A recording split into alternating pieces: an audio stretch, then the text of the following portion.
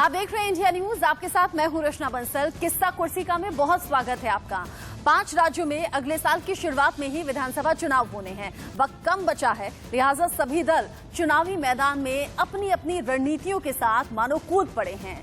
सत्ता की कुर्सी पाने के लिए तमाम दल सियासी गुड़ाभाग भी करने लगे हैं। जिसे जहां और जिसके साथ गणित बैठ रहा है वो उस दल के साथ गठबंधन कर रहे हैं। सियासी आजमाइश के बीच में जनता का मिजाज सबसे ज्यादा मायने रखता है, तो हम अपने इस खास प्रोग्राम के जरिए जनता का मूड भी भांपेंगे और सियासी चालों की चाल किस तरीके से सियासी दल चल रहे हैं उस पर भी निगाह रहेगी।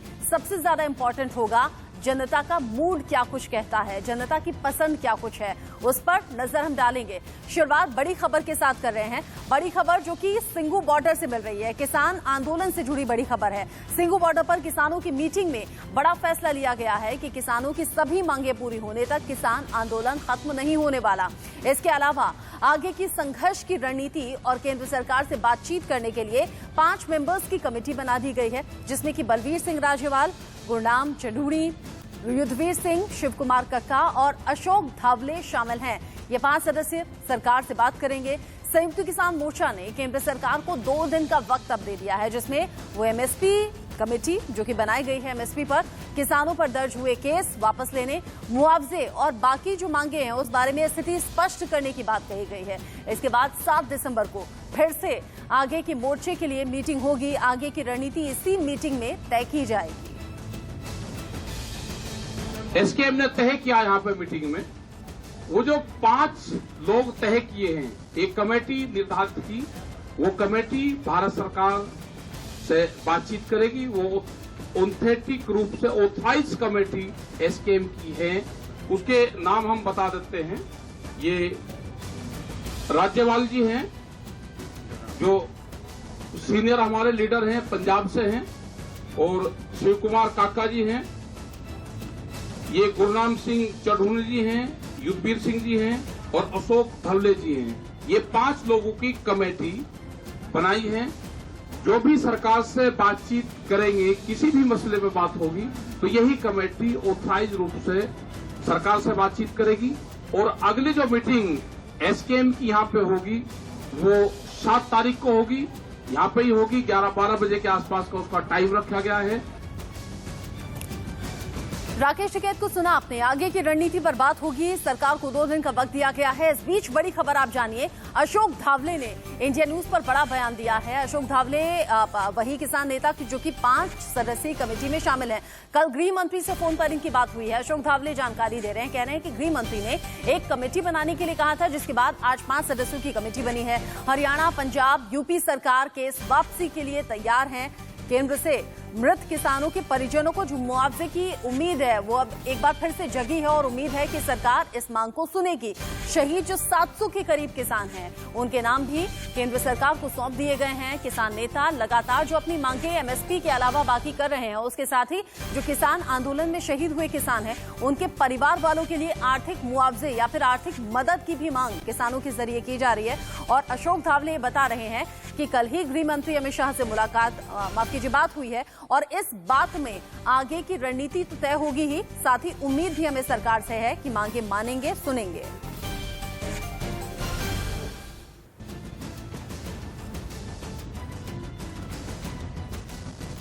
मेरे साथ महाराष्ट्र से किसान नेता अशोक धावले जी मौजूद हैं। अशोक जी, क्या आज की मीटिंग में रहा, क्या चर्चा आज हुई और क्या संशय निकला पूरी चर्चा? देखिए, आज संयुक्त किसान मोर्चा की मीटिंग हुई। बहुत ही एक उत्साहपूर्ण माहौल में हुई। बहुत बड़ा जश्न मनाया गया क्योंकि ये 3 कृषि कानून आखिर में भाजपा के सरकार को वापस लेना पड़ा, रद्द करना पड़ा, जो हमारी 1 साल के आंदोलन की मांग थी। तो इसके बारे में जश्न मनाया गया। लेकिन उसके साथ में जो बाकी की मांगे हमने पहले दिन से 1 साल पहले से रखी थी, उनके ऊपर कुछ ज्यादा तरक्की होती हुई हमें नजर नहीं आई। उसके अंदर एमएसपी का बहुत बड़ा सवाल है, पूरे देश के किसानों का सवाल है। पूरे देश के किसानों का ये बिजली बिल वापस लेने का सवाल है, पराली वाला सवाल है, किसानों को सताने वाला। और उसके साथ में इस आंदोलन के दौरान और 3 सवाल सामने आए। एक तो ये हजारों हमारे किसान भाई और बहनों के ऊपर जो मुकदमे लगाए हैं अलग अलग राज्य सरकारों ने, केंद्र सरकार ने भी, तो इन सबको वापस लेना चाहिए, तुरंत वापस लेना चाहिए। 700 हमारे किसान शहीद जो हुए उनको मुआवजा देना चाहिए। पंजाब सरकार ने 5 लाख रुपया डिक्लेयर किया है, तो बाकी सरकारों ने भी करना चाहिए। फोन कॉल से या फिर आप लोगों से कोई बात? ऑलरेडी इनफॉर्मल चर्चा जारी है। इनफॉर्मल चर्चा पिछले 3-4 दिन से जारी है। फॉर्मल भी चर्चा कल, जैसे मैंने कहा, हरियाणा के चीफ मिनिस्टर ने एसकेएम को बाकायदा बुलाया था, चर्चा हुई, उन्होंने कबूल किया हरियाणा के पूरे केसेस हम वापस ले लेंगे। मुआवजा के बारे में भी चर्चा हुई, तो उसके मुताबिक ऑलरेडी कुछ चर्चा शुरू हुई।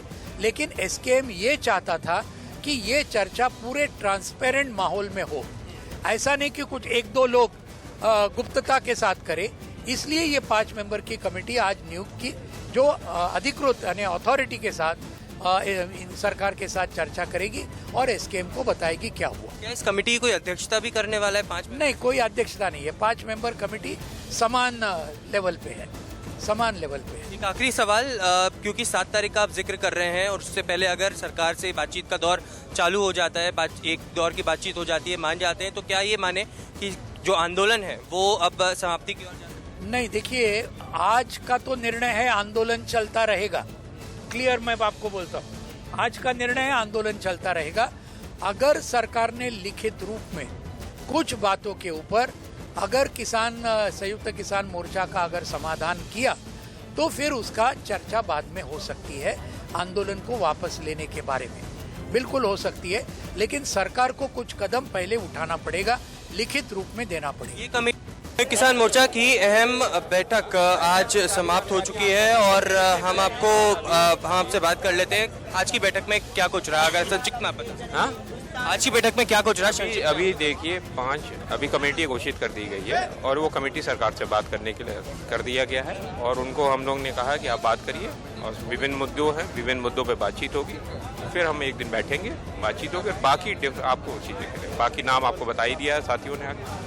आपसे जब जाने से पहले जब बात करी थी तो आपने 6 मुद्दे गिनवाए थे, उन मुद्दों पर भी क्या इस मीटिंग में सारे मुद्दों पे बातचीत हुई है, सारी बातें हुई हैं और सरकार से भी इन मुद्दों पे बात हुई है। सरकार जो चीजें करेगी वो चीजें आपको अभी थोड़ी देर बाद आपको पूरी ब्रीफिंग करेंगे। आपसे जानना चाहेंगे क्या कुछ रहा, संक्षिप्त में आप बता पाए अगर आज संयुक्त किसान मोर्चा की बैठक? आज मोर्चे ने एक कमेटी का गठित किया है जो सरकार से बातचीत करेगी। आने वाले दिनों में जो केस वगैरह है उस पर बातचीत करने के लिए कमेटी गठित की है। उसमें डॉक्टर अशोक तावले हैं और राजेवाल जी हैं पंजाब से और टिकैत जी हैं और टिकैत जी के नाम पर भी सवाल उठ रहे थे। युद्धवीर से कोई सवाल नहीं उठा, किसी के सर्वसम्मति से सबने उनको चुन लिया है। अच्छा, ये बताइए, आंदोलन अभी जारी रहेगा और जारी रहेगा जी। मीटिंग में शामिल थे, क्या कुछ हुआ संक्षिप्त रूप से बताएं। आज संयुक्त किसान मोर्चा की मीटिंग हुई थी, जिसमें एक 5 मेंबर कमेटी बनाई गई है जो सरकार से जो किसानों की बाकी मांगे हैं, लंबित मांगे हैं, उस पर बातचीत करेगी। जिनमें मुख्य रूप से जो आंदोलन के दौरान पूरे देश में किसानों पर जो मुकदमे दर्ज हुए हैं उनके बारे में बातचीत करेगी, जो किसान शहीद हो गए हैं। क्या कुछ रहा संक्षिप्त में आप अगर हमें बता सकें। पहले नाम बता दें, Prem Singh बंगू, president all India किसान फेडरेशन।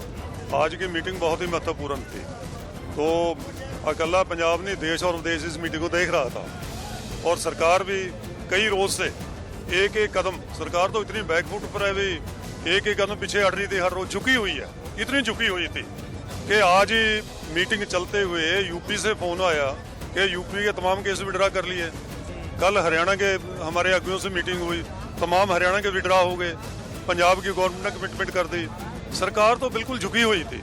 2 ही मुद्दे बाकी थे कि केस टोटल है उनके बारे में क्या हो, एमएसपी के बारे में क्या हो, ये था। जो आपने 5 सदस्यीय कमेटी बनाई है, अब सरकार से बातचीत का दौर जारी रहेगा। अगली मीटिंग आपकी 7 तारीख को है। सरकार के आमंत्रण का इंतजार करेंगे आप लोग या फिर आप अप्रोच करेंगे अब सरकार से आगे? देखो, सरकार जो हमारी मांगे बाकी रहती थी उसके ऊपर पहले भी अप्रोच कर रही है। हमारे कुछ ऐसे होते हैं जो भी लड़ाई चलती है, इसके समझौते के लिए कोई ना कोई रास्ता निकालना पड़ता है। कोई आदमी एक दूसरे से अटैच होता है, ऐसे वो प्रस्ताव लेके आएगी, हमारा कहीं ना कहीं को रास्ता ढूंढेंगे, जो केंद्र उसको बात लेके आएगी, वो बात किस्सा कुर्सी का की शुरुआत आज हमने किसानों के आंदोलन की खबर के साथ इसलिए की क्योंकि 2022 के चुनाव में किसान बहुत कुछ तय करने वाले हैं। किसान किसके साथ जाएंगे, किसके खिलाफ जाएंगे। अब आगे बढ़ते हुए खबर मथुरा से है, जहां पर विवादों में रहने वाली एक्ट्रेस कंगना रनौत अचानक से आज वृंदावन पहुंची। बांके बिहारी मंदिर पहुंची, दर्शन पूजन किए। इस दौरान उन्होंने बिहारी जी के मंदिर में मौजूद श्रद्धालुओं की भारी भीड़ का राधे राधे बोलकर अभिवादन भी किया। कंगना रनौत ने बिहारी जी के दर्शन किए, भगवान श्री कृष्ण की भक्ति में लीन दिखाई दी, लेकिन इधर उन्होंने फिर एक सियासी बयान दे दिया जो चर्चा का विषय बना हुआ है। कंगना ने कहा कि वो किसी पार्टी की सदस्य नहीं, लेकिन जरूरत पड़ी तो राष्ट्रवादी विचारधारा को आगे बढ़ाने के लिए राष्ट्रवादी पार्टी के लिए चुनाव प्रचार में नजर आएंगी। यानी चुनावी मौसम में कंगना का ये बयान सियासी गर्मी जरूर पैदा कर सकता है। क्या कारण है? जो लोगों के दिल में चोर है उन लोगों को तो तकलीफ होगी। जो लोग सच्चे हैं, जो लोग बहादुर हैं, देशभक्त हैं, जो राष्ट्र के हित में बात करते हैं, उन लोगों को मेरी सारी बातें सही लगेगी और कुछ भी गलत नहीं लगेगा। मैडम 2022 में चुनाव में क्या भाजपा के लिए आप कैंपेनिंग करती हुई दिखाई देंगी? जो राष्ट्रवादी है मैं उसके लिए कैंपेनिंग करूंगी। मैं किसी पार्टी को बिलोंग नहीं करती हूँ। जो राष्ट्रवादी है मैं उन्हीं के लिए कल आपने किसान से बाकी माफी, किसान का आज का आखिरी दिन है, ठीक है, राधे राधे। जब वो खत्म करने का आंदोलन क्या माफी मैंने कभी नहीं मांगी और माफी मैं किस लिए मांगू कि किसानों के हित में बात करने के लिए माफी मांगू। माफी मांगने का कोई और मुझे दिखा दे कोई ऐसा कोई जहाँ पे इतनी मीडिया थी जितने आप लोग हैं, कोई दिखा दे मुझे ऐसा वीडियो जहाँ मैंने माफी मांगी हो। वहाँ की जो महिलाएं हैं, हम लोग पंजाब और हिमाचल में जिस तरह के संबंध है, मैं खुद चंडीगढ़ में पढ़ी हूँ, तो ये इस तरह की बातें मत फैलाइए। और बहुत ही ज्यादा हमें प्रेम है, भावना है, कुछ एक मात्र मुट्ठी भर लोगों के जो असामाजिक तत्व हैं उनके कुछ कहने से थोड़ी आपके द्वारा बयान दिया गया था, लेकिन उसके बाद किसानों ने आपकी गाड़ी रोकी। हाँ, तो क्या हुआ? अगर उन्होंने मेरी गाड़ी रोकी तो उसमें से ऐसे भी बहुत लोग थे जो सामने आए और उन्होंने कहा कि क्यों इस लड़की को परेशान किया जा रहा है। तो इसमें कोई बात नहीं है। बस ये होना चाहिए कि जो अच्छे लोग हैं वो बुरे लोगों पे हमेशा हावी रहने चाहिए। मैडम आपको याद होगा पिछले दिनों में उत्तर प्रदेश के मुख्यमंत्री योगी आदित्यनाथ से मुलाकात कंगना रनौत ने की थी और आज जब बांके बिहारी के दर्शन किए उसके बाद भी मुख्यमंत्री योगी का उन्होंने जिक्र किया। आगे बढ़ेंगे। चुनाव से पहले पीएम मोदी ने उत्तराखंड को 18,000 करोड़ रुपए की परियोजनाओं की सौगात दी है। पीएम मोदी ने स्थानीय भाषा में संबोधन की शुरुआत की, लेकिन निशाना विपक्ष पर साधा। पीएम मोदी जी ने कहा कि आज की सरकार किसी देश के दबाव में काम करती नहीं है। 10 साल तक देश में इंफ्रास्ट्रक्चर के नाम पर सिर्फ घोटाले हुए, देश का समय बर्बाद हुआ।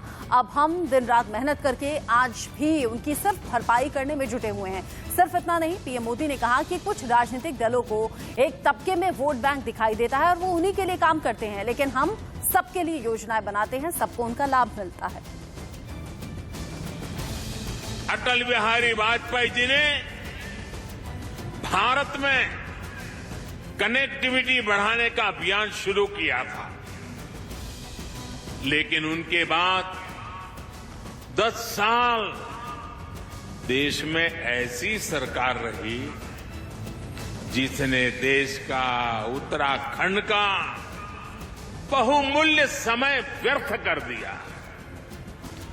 10 साल तक देश में इंफ्रास्ट्रक्चर के नाम पर घोटाले हुए, घपले हुए। इससे देश का जो नुकसान हुआ उसकी भरपाई के लिए हमने 2 गुनी गति से मेहनत की और आज भी कर रहे हैं। पीएम मोदी का यह दौरा खास था। इस दौरान देहरादून के परेड ग्राउंड में पहाड़ी वेशभूषा में पहुंची महिला ब्रिगेड ने कार्यक्रम में और 4 चांद लगा दिए। कैसे प्रधानमंत्री का स्वागत हुआ, ये रिपोर्ट आपको बताएगी। में कई तरह के रंग देखने को मिले। कई ऐसी महिलाएं हैं जो कि अपने परिधानों में पूरी तरह से क्षेत्रीय परिधानों में सज के आई हैं। एक महिला हमारे साथ खड़ी है। अब आप तो आज तो पूरी तरह से दुल्हन बन के आई है। अब मोदी जी को आपने सुना, कैसा लगा और उनके भाषण को किस तरह से देखते हैं? मैं बचना शर्मा, जौनसार बावर जन कल्याण विकास समिति की अध्यक्ष लाखा मंडल से।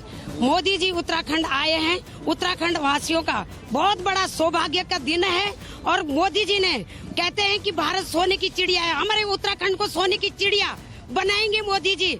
और इस प्रधानमंत्री नरेंद्र मोदी की रैली के साथ ही बीजेपी चुनावी सवन में उतर चुकी है। प्रधानमंत्री ने अपनी रैली की शुरुआत गढ़वाली भाषा में की और लोगों के दिल तक पहुंचने की कोशिश की। उन्होंने साफ तौर पे कहा कि डबल इंजन की सरकार राज्य में रहेगी तो राज्य का विकास बेहतर होगा। प्रधानमंत्री ने अपने संबोधन में कई बड़ी बातें कही। उत्तराखंड के लोगों से कनेक्ट बनाने की कोशिश की है। फायदा कितना होगा आने वाले वक्त में साफ हो जाएगा। वक्त छोटे से ब्रेक का हो गया है, लौटेंगे।